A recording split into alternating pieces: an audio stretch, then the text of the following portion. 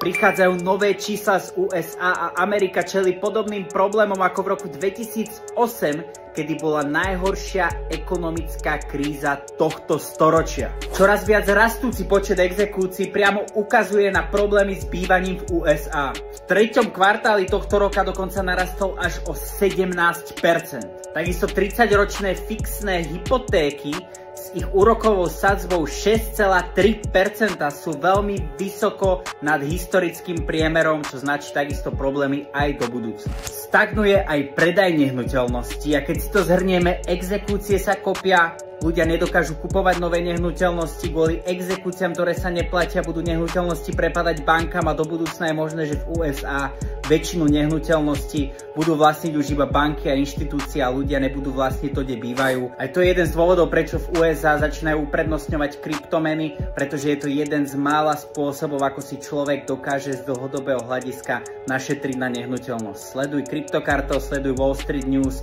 a buď v obraze.